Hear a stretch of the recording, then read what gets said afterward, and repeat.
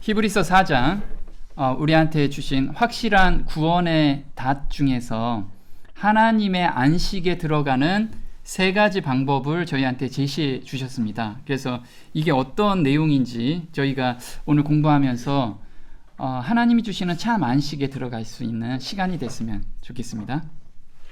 히브리서에는 절대적인 확신, 우리가 하나님의 자녀라는 절대적인 확신을 주는 5가지 기둥으로 구성이 되어 있습니다. 그래서 첫 번째는 아들로서 오셨고, 그 다음에 형제로서 계시고, 그 다음에 대제사장으로 계시고, 그 다음에 제사의 제물로 있으셨고, 그 다음에 왕으로 오셨다라는 이 5가지입니다. 그래서 오늘은 대제사장이신 예수님에 대해서 저희가 공부하게 되는데요. 지난 시간에 3장 1절부터 8장 2절까지가 대제사장이신 예수님에 대해서 저희한테 이해를 돕기 위해서 모세나 또는 레위나 이렇게 대조로서 저희한테 알려주고 있습니다. 그래서 히브리서 3장에서는 예수님께서 충성을 하셨는데 모세와 대조를 이루고 있습니다. 그래서 이 히브리인들이 모세는 너무나 잘 알기 때문에 모세가 사환으로서 충성을 했지만 예수님께서는 집주인으로서 충성을 했다라는 것을 지난 시간에 공부를 했고요. 히브리서 4장하고 5장에서는 예수님께서 대제사장이신데 자비로우신 대제사장이라는 것을 아론과 대조를 했습니다. 그리고 히브리서 4장에서는 믿는 자에게는 안식이 예비되어 있는데 이것은 여호수아하고 대조를 이루고 있고요. 그리고 히브리서 7장은 멜기세덱의 반차에 대해서 저희한테 이야기를 하고 있습니다. 그래서 오늘은 히브리서 4장 믿는 자에게 주는 안식에 대해서 여호수아하고 대조를 해주셨는데 이 부분을 좀 같이 공부해 보려고 합니다. 자, 히브리서 4장 8절에 이렇게 나옵니다. 만일 여호수아가 그들에게 안식을 주었더라면 그 후에 다른 날에 말씀하지 않으셨으리라. 그런즉 안식할 때가 하나님의 백성에게 남아있도다. 이미 그의 안식에 들어간 자는 하나님이 자기의 일을 쉬심과 같이 그도 자기의 일을 쉬느니라. 여기서 안식이라는 건 여호수아한테 안식을 약속을 하셨어요. 그게 가나안 땅에서 너희들이 평안히 살 거다, 이 약속을 주셨죠. 근데 그 약속이 이루어졌나요? 이루어졌어요. 근데 세상에 있는 이 안식을 이루어졌는데 실제로 영적 이스라엘인들한테는 하나님께서 또 다른 안식을 지금 예비하셨다라는 것을 말씀을 하고 계십니다. 그래서 여호수아 21장 44절에는 여호수아한테 약속하신 안식이 이루어졌다라는 내용이 이렇게 적혀 있습니다.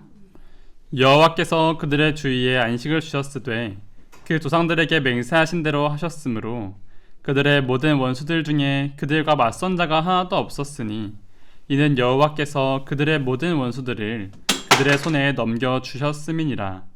여호와께서 이스라엘 족속에게 말씀하신 선한 말씀이 하나도 나음이 없이 다 응하였더라. 지금 여호와께서 지금 가나안 땅에 안식을 주시겠다라고 이미 조상들한테 약속하신 것을 이때 이루어진 거예요. 근데 하나님께서 역사하니까 그 주변에 그 민족들이 쳐들어오질 못했던 거예요. 그걸 안식을 약속을 주신 거죠. 그래서 말씀하신 선한 말씀이 하나도 남음없이 다 응하였더라, 이렇게 말씀이 나오고 있습니다.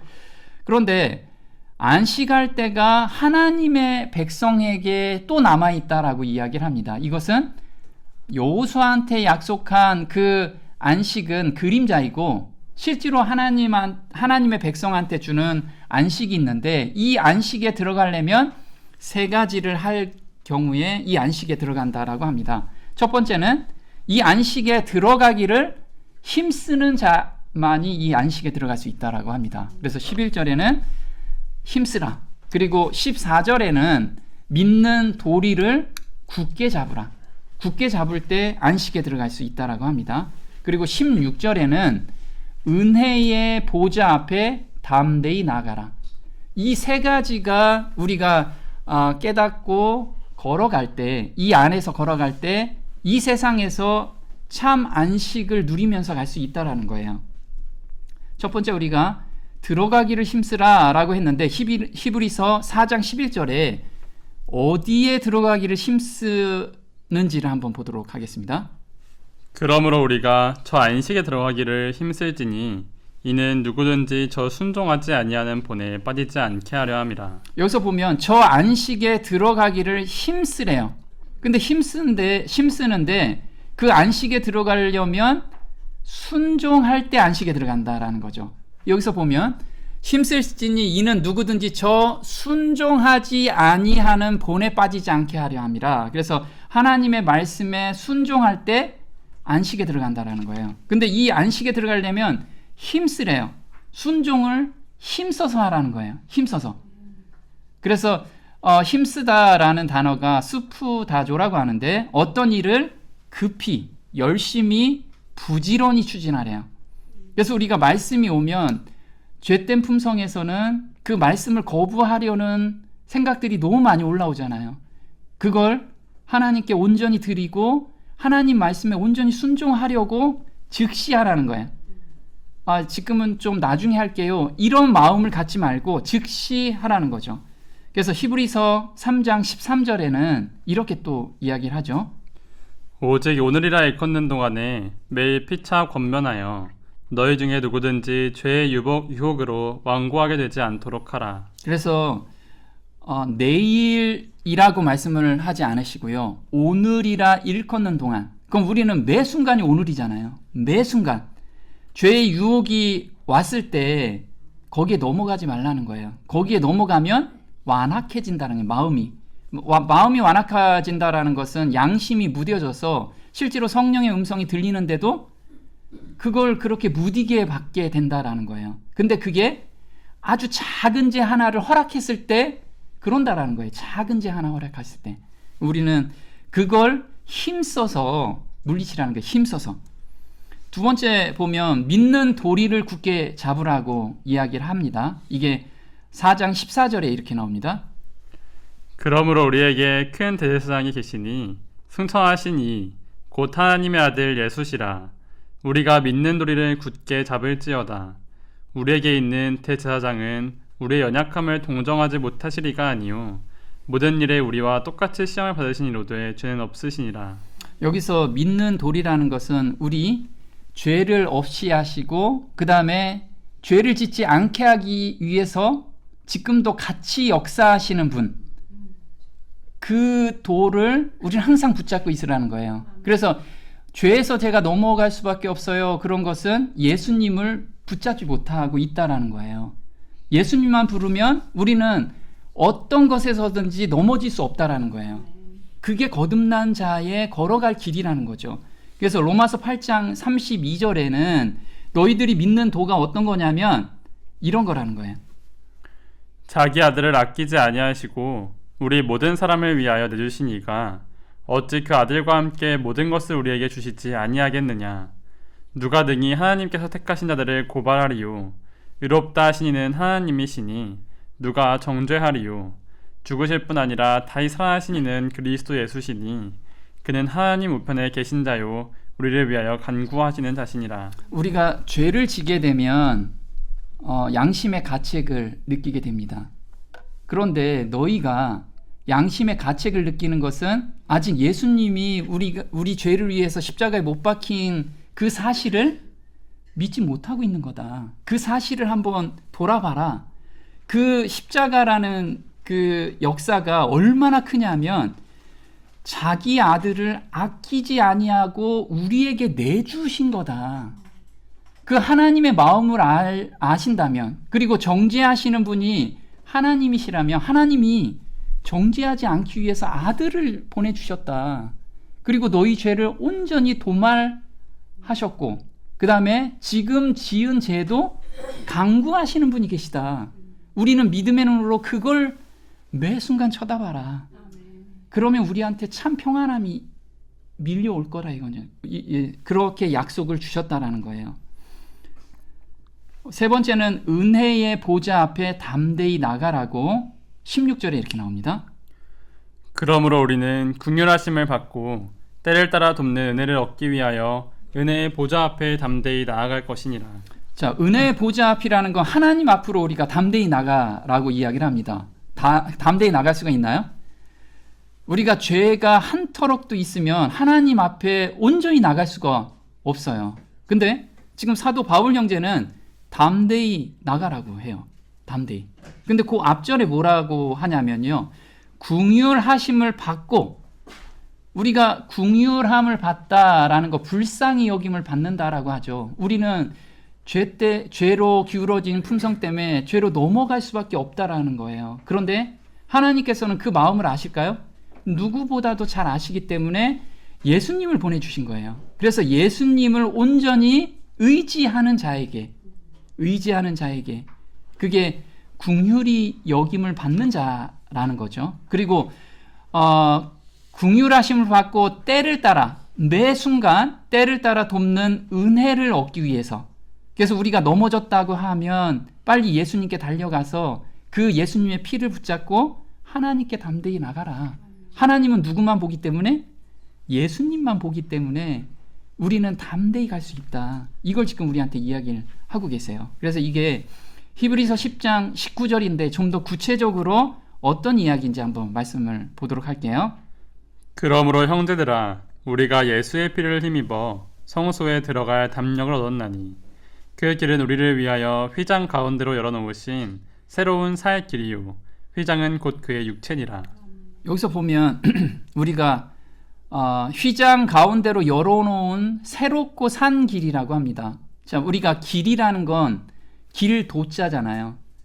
방법이라는 게 방법. 우리가 삶의 방법이 새로운 길이라고 합니다. 그럼 우리의 생각과 품성이, 습관이 바뀌는 계기가 있어야 되잖아요. 이게 우리가 마음이 변화되는, 그러니까 예수님의 마음을 받았을 때, 그래서 그 위에 예수의 피를 힘입어 성수에 들어간다 라고 하면, 우리가 하나님, 제가 이렇게 죄를 많이 졌습니다. 그런데도 속에서는 계속 꺼림이 있어요.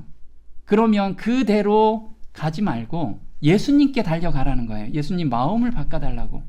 그럼 예수님께서 반드시 그 마음의 변화를 주고 하나님과 걸끄러운 관계가 온전한 관계로 마음에서 그게 이루어진다는 거예요. 마음에서. 이게 지식적인 게 아니고 마음에서 이루어질 때까지 우리가 계속해서 기도하라는 거죠. 자, 로마서 3장 24절에 이렇게 나옵니다. 그리스도 예수 안에 있는 속량으로 말미암아 하나님의 은혜로 값없이 의롭다 하심을 얻은 자 되었느니라. 이 예수를 하나님이 그의 피로써 믿음으로 말미암는 화목 제물로 세우셨으니 이는 하나님께서 길이 참으시는 중에 전에 지은 죄를 간과하심으로 자기의 의로우심을 나타내려 하심이니. 네, 이게 우리가 믿음으로 말미암는 의라고 이야기를 하죠. 우리가 죄를 범했을 때 화목 제물이라는, 예수님께서 그 죄를 위해서 화목 제물이 되셨다라는 거. 근데 화목 제물이 되셨다라는 것이 계시록 14장 5절에는 이 사람들이 어떤 마음을 갖냐면 그 입에 거짓말이 없고 흠이 없는 자로 만들어 주신다라는 거죠. 그럼 하나님 앞에 우리가 담대히 설 수가 있겠죠. 근데 여기서 거짓말이 없다라는 말 우리가 항상 많이 들었죠. 거짓말이 없다라는 건 내가 죄가 없습니다 라고 하면 거짓말이 있는 자요, 죄를 자복하고 버리는 자가 거짓말이 없다라고 말씀을 하고 계세요. 그래서 우리가 성령 하나님께서 지금 너 이거 죄야 라고 하면 그 즉시 예수님 앞에 달려가서 죄를 자복하고 버릴 때 하나님께서는 거짓말이 없는 자라고 이야기를 하고 계시는 거예요. 그래서 잠언 28장 13절에 이렇게 나오죠. 자기의 죄를 숨기는 자는 형통하지 못하나 죄를 자복하고 버리는 자는 불쌍히 여김을 받으리라. 네, 그래서 죄를 숨긴다, 이게 어떤 내용이냐면 죄에 탐닉해 있으면서도 그것을 가볍게 여기거나 변명하거나 심지어 부인할 뿐만 아니라 그로 인한 비난을 다른 사람에게 전가하는 자를 의미한다. 그래서 우리가 죄를 지적하면 핑계거리를 대죠. 나 어쩔 수 없었잖아요. 저 사람 때문에 그랬어요. 그런 환경 때문에 그랬어요. 이것이 바로 거짓말하는 자라는 거예요. 그리고 죄를 자복하고 버리는 자는 어떤 자인지 볼게요. 죄의 죄됨을 인정하는 것만으로는 충분하지 않다. 죄인은 그의 죄를 버리고 하나님이 주시기로 약속하신 힘으로 유혹에 성공적으로 저항해야 한다. 여기서 우리는 그런 거죠. 네, 저 죄인입니다. 이렇게 말로 다 자백했다고 그게 자백한 게 아니라는 거예요. 어디까지 가야 되냐면 죄를 버리고 하나님이 주시기로 약속하신 힘으로 유혹에 성공적으로 저항해야 된다라는 거예요. 죄가 들어왔을 때 그걸 하나님께 계속 매달리면서 거기에서 온전하게 자유함을 얻을 때까지 우리는 계속해서 매달릴 때 죄를 자복하고 버리는 자라는 거죠. 자, 한번 보겠습니다. 우리는 우리의 죄를 하나님이 보실 수 있는 빛 가운데서 좀처럼 볼 수가 없다. 많은 사람들은 사단의 권세의 영향으로 죄의 길을 추구하는 습관이 들어있고 그들의 마음은 강팍해져 있다. 그들이 하나님의 은혜와 능력 안에서 그들의 마음을 사단의 유혹을 대항하는 위치에 놓을 때 하나님의 성령의 감화를 받음으로써 그들의 지성은 청결해지고 그들의 양심과 마음은 예민해진다. 그 다음에는 죄가 실제 모습 그대로 나타나 심히 죄되게 보인다. 그때가 바로 숨은 죄가 그들의 얼굴빛 가운데 놓이는 때이다. 그들은 그들의 죄를 하나님께 자복하고 회개하며 죄를 부끄러워하게 된다. 주께서 죄를 그의 얼굴빛 가운데서 그의 등 뒤로 내어 던지신다. 지금 굉장히 중요한 말씀을 우리한테 주고 계세요. 어떤 거냐면 우리가 성령의 감화를 좀 받고 싶어요. 근데 성령의 감동하심으로 인해서 우리가 죄를 깨닫게 됩니다. 거기에서 멈추면 성령은 더 깊이 있는 성령을 깨달을 수가 없다라고 지금 말씀을 하고 계세요. 자, 유혹을 대항하는 위치에 놓을 때 하나님의 성령의 감화를 받음으로 그들의 지성은 청결해지고 그들의 양심과 마음은 예민해진다. 이때부터 예민해지는 거예요. 우리는 기도하면서 습관적인 죄에 계속 넘어지면서 아이고 하나님 맨날 기도만 하고 있다 이거죠. 거기에서 하나님 저 온전히 돌아서겠습니다. 이 마음이 가져줘야 돼요. 픽픽 넘어가면서 맨날 하나님 찾고 물론 처음엔 그럴 수 있다 이거죠. 그런데 회개할 필요가 없는 회개의 경험으로 깊이 들어가면 그 다음부터는 죄가 들어왔을 때 돌아서는 게 회개라는 거예요. 돌아서는 게. 내 마음에서 계속 기도하고 거기도 중요하죠. 그게 없으면 안 되니까. 그런데 그 다음 단계까지 우리는 반드시 가야 된다라는 거예요. 그렇게 우리한테 보여주는 그 성령 하나님께서 보여주시는 우리의 죄에 대해서 하나씩 하나씩 우리가 정복해 갈 때 점점 민감해진다라는 거예요. 성령의 작은 음성에서도 우리가 반응하게 되고 돌아서게 되고 거기에서 성령의 더 깊이를 느낄 수 있다라는 거죠. 우리는 그 단계까지 계속해서 가게 된다면 하나님의 은혜를 더 깊이 느낄 수 있다라는 거예요. 자, 그의 안식이라고 했는데요. 여기서 보면 하나님이 수여하시는 안식이냐 아니면 하나님 자신이 즐기시는 안식이냐 이 둘 중에 하나를 지금 말씀을 하고 계세요. 그래서 히브리서 4장 10절에는 이미 그 안식에 들어간 자 그의 안식이라고 했는데 히브리서 4장 3절에는 이렇게 나옵니다. 이미 믿는 우리들은 저 안식에 들어가는도다. 그가 말씀하신 바와 같으니 내가 노하여 맹세한 바와 같이 그들이 내 안식에 들어오지 못하리라 하셨다 하였으나 세상을 창조할 때부터 그 일이 이루어졌느니라. 지금 하나님이 수여한 그래 니네 이제 안식해라 라고 수여한 안식이 아니고 하나님이 누리고 계시는 안식을 우리에게 주시겠다라는 거예요. 하나님이 누리고 계신 안식. 그래서 하나님이 내 안식이라고 지금 말씀을 하고 계신 거죠. 그래서 원어로는 카타파우시스라고 하는데 하나님이 수여하시는 안식이라는 뜻이 아니라 하나님 자신이 즐기시는 안식을 의미한다. 그럼 이 안식에 들어간 사람은 나 이제 몸과 마음 편해요. 그거 편하죠. 편하고 그 다음에 세상 것도 저 편합니다. 이게 하나님이 가지고 계신 안식이 아니에요. 몸은 하나님은 바삐 일하셨다라는 거예요. 우리도 마찬가지예요. 하나님의 안식에 들어간 사람들은 어떤 자들이냐면 이런 자라는 거예요. 하나님이 자기의 일을 쉬심과 같이 그도 자기의 일을 쉬느니라. 그럼 내 일을 쉬고 하나님 일을 하는 사람이 하나님 안식에 들어가 있는 사람이라는 거예요. 그래서 보면 히브리서 4장 4절에 제7일에 관하여는 어딘가에 이렇게 일렀을 때 하나님은 제7일에 그의 모든 일을 쉬셨다 하였으며, 자, 하나님은 모든 일을 쉬셨대요. 근데 예수님께서는 이상한 말씀을 하시죠. 마태복음 11장 28절에 이렇게 나옵니다. 수고하고 무거운 짐진 자들아 다 내게로 오라. 내가 너희를 쉬게 하리라. 나는 마음이 온유하고 겸손하니 나의 멍에를 메고 내게 배우라.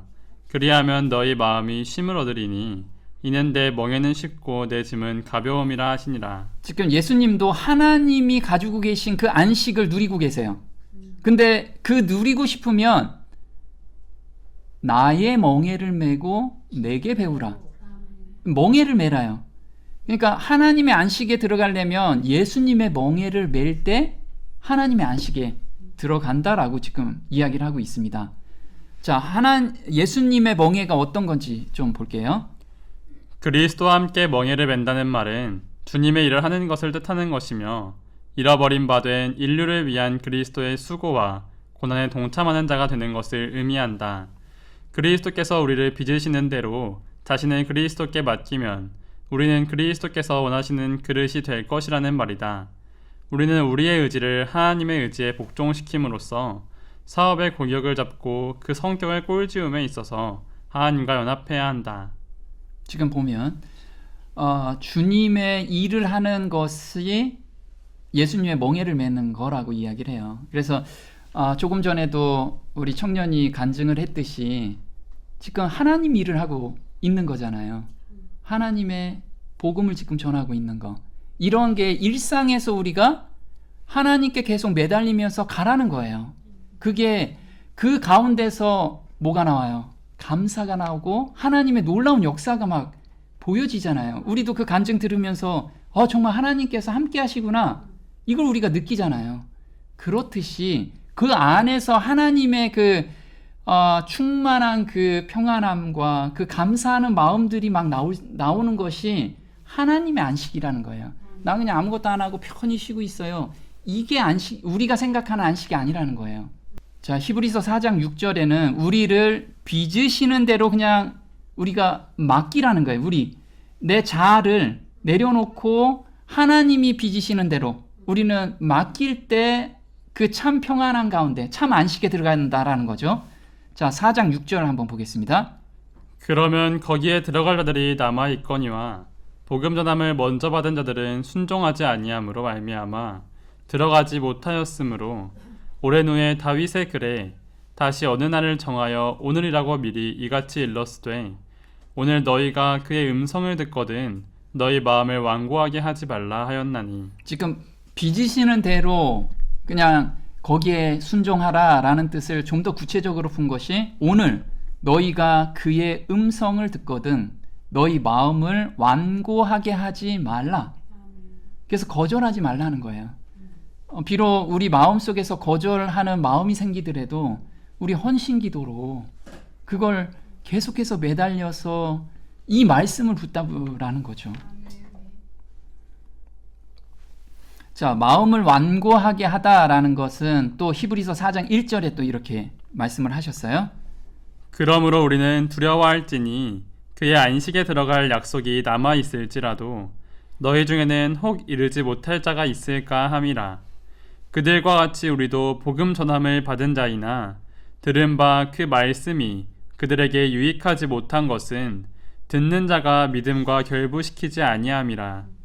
자, 여기서 우리 항상 얘기하는 게 있죠. 듣는 자가 믿음에 결부시키지 아니하면 그 안식이라는 약속이 남아 있을지라도 그 안식에 들어갈 수 없다. 그러면 안식에 들어갈 수 있는 자는 듣는 자가 믿음에 결부시킬 때라고 얘기하잖아요. 결부시키다라는 뜻이 어떤 걸까요? 야고보서 2장 26절에는 영혼 없는 몸이 죽은 것 같이 행함이 없는 믿음은 죽은 것이니라. 그래서 믿음과 결부시킨다라는 것은 행한다라는 뜻이에요. 말씀이 들어오면 행하라. 이게 결부시키다. 이런 자가 하나님의 안식에 들어간다라는 뜻이죠. 자, 그 말씀이라고 했는데 히브리서 4장 12절에는 어떤 말씀인지 한번 들어보겠습니다. 하나님의 말씀은 살아있고 활력이 있어 좌우의 날선 어떤 것보다도 예리하여 혼과 영과 및 관절과 골수를 찔러 쪼개기까지 하며 또 마음의 생각과 뜻을 판단하나니 지으신 것이 하나도 그 앞에 나타나지 않음이 없고 우리의 결산을 받으시리에 눈앞에 만물이 벌거벗은 것 같이 드러나느니라. 하나님의 말씀을 우리가 깊이 묵상하고 그 다음에 하나님의 말씀을 창념하게 되면 그 말씀이 우리 마음을 갈아엎어 주세요. 딱딱하게 굳어져 있는 것. 그래서 여기에서 살아있고 활력이 있다라는 건 우리의 그 죄된 생각들이 있잖아요. 그거를 정말 없애주는 그 하나님의 말씀을 우리가 경험하게 된다라는 거예요. 그래서 그의 말씀이 우리를 안식으로 인도한다라는 거예요. 그럼 우리가 정말 하나님의 말씀을 잠시라도 띄워놓을 수가 없잖아요. 안식에 들어가고 싶으면 하나님의 말씀에 항상 창념하고 있고 생각하고 기도하라는 거예요. 자, 여기서 살아있다라는 건 회심시키고 거듭나게 살아서 움직이신다라는 뜻이에요. 그래서 말씀을 그냥 이론적으로만 들으면 삶의 변화가 없잖아요. 이걸 정말 내 삶 속에서 변화되는 그 말씀을 경험하고 싶어요 하면서 우리가 계속해서 간구하면서 읽게 되면 정말 말씀이 나의 마음을 변화시켜 준다라는 거예요. 근데 이 변화시켜 준다는 게 회심시키고 거듭나게 하고 그리고 죄를 이기고 하나님께 영광을 돌리는 삶으로 우리를 매 순간 인도해 주신다라는 거예요. 이게 베드로전서 1장 23절입니다. 너희가 거듭난 것은 썩어진 씨로 된 것이 아니요 썩지 아니할 씨로 된 것이니 살아있고 항상 있는 하나님의 말씀으로 되었느니라. 여기서 보면요, 하나님의 말씀으로 됐다라고 그 앞절에 뭐라고 써 있냐면 살아있고 항상 있대요. 우리가 항상이라는 건 숨을 10초 정도 참으면 되게 힘들잖아요. 그 10초 이내에도 항상 있다라는 게 항상 우리는 숨 쉴 때마다 하나님의 말씀이 떠나지 않아야 된다라는 거예요. 생각에. 자, 제7일에 그럼 하나님이 모든 일을 쉬셨다라고 하는데 예수님께서는 이 얘기를 풀어서 쓰십니다. 요한복음 5장 16절에 이렇게 나오죠. 그러므로 안식일에 이러한 일을 행하신다 하여 유대인들이 예수를 박해하게 된지라. 예수께서 그들에게 이르시되 내 아버지께서 이제까지 일하시니 나도 일한다. 그래서 예수님께서는 하나님께서는 무엇을 쉬셨나요? 창조하시는 일을 멈추셨죠. 그런데 창조 말고 또 다른 게 있습니다. 창조의 일은 멈췄지만 그의 능력의 말씀으로 만물을 붙드시며 죄를 정결케 하는 일을 하시고 이게 두 가지 일을 지금 하고 계세요. 그러면 하나님께서 하나님의 안식에 들어갈 자들은 하나님께서는 만물을 붙드신다라는 것은 봉사하고 계시는 거죠. 남을 위해서 우리가 봉사해야 되고요. 또 한 가지는 죄를 정결케 하는 일을 하나님께서는 쉬지 않고 계속하세요. 그러지 않으면 우리는 하나님 앞에 설 수가 없기 때문에. 그럼 우리도 마찬가지라는 거죠. 봉사활동해야 되고 그리고 하나님의 말씀을 전해야 되는. 자, 만물을 붙드신다라는 것은 사도행전 17장 27절입니다. 그는 우리 각 사람에게서 멀리 계시지 아니하도다. 우리가 그를 힘입어 살며 기동하며 존재하느니라. 하나님께서는 정말 모든 사람의 안고 일어섬도 하나님의 허락하지 않으면 안고 일어설 수가 없어요. 자, 날아가는 새가 자연적으로 나르는 게 아니고 하나님께서 허락할 때만이 날아갈 수 있어요. 그래서 마태복음에 하나님이 날아가는 새도 허락지 아니하면 떨어지지 않는다라고 말씀을 하셨죠. 그래서 하나님이 이 만물을 붙드신다라는 거, 이걸 다음 시간에는 좀 더 구체적으로 우리가 좀 연구를 해보면 정말 은혜가 됩니다. 우리가 앉고 일어서고 눈 뜨고 밥 먹는 이 모든 것이 자연적으로 일어나는 게 아니고 하나님이 돌보시지 않으면 안 된다라는 거예요. 매 순간. 이걸 우리가 좀 공부를 해봤으면 좋겠고요. 자, 죄를 정결케 한다라는 뜻은 히브리서 9장 13절에 이렇게 나오죠. 염소와 황소의 피와 및 암송아지의 죄를 부정한 자에게 뿌려 그 육체를 정결하게 하여 거룩하게 하거든. 하물며 영원하신 성령으로 말미암아 흠없는 자기를 하나님께 드린 그리스도의 피가 어찌 너희 양심을 죽은 행실에서 깨끗하게 하고 살아계신 하나님을 섬기게 하지 못하겠느냐. 이로 말미암아 그는 새 언약의 중보자시니 이는 첫 언약 때에 범한 죄에서 속량하려고 주구사 부르심을 입은 자로 하여금 영원한 기업의 약속을 얻게 하려 하심이라. 지금 보면 예전 구약에서는 염소와 황소의 피가 육체에 지은 죄를 정결케 했어요. 그걸 믿었어요. 구약 시대엔 그걸 믿었잖아요. 그리고 내 죄가 용서됐군요 하고 너무 감사하게 갔어요. 그런데 하물며 그 비교도 안 되는 예수님의 피가 지금 우리의 죄, 나의 죄를 위해서 지금 뿌려졌다라는 거예요. 근데 보이는 염소와 황소의 피는 보고 나서 너무 감사하게 간 거예요. 근데 왜 감사를 안 하냐 이거 우리가. 매 순간 예수님의 피가 우리를 정결케 해주시는데 왜 그거를 깊이만 생각하면 감사가 나오는데 우리한테 이걸 이야기하시고요. 또 그렇게 하신 이유가 양심을 죽은 행실에서 깨끗하게 한대요. 우리가 양심이 예전엔 죽어 있었잖아요. 그죠? 예, 양심의 가책이 별로 안 들어요. 나쁜 짓을 해도.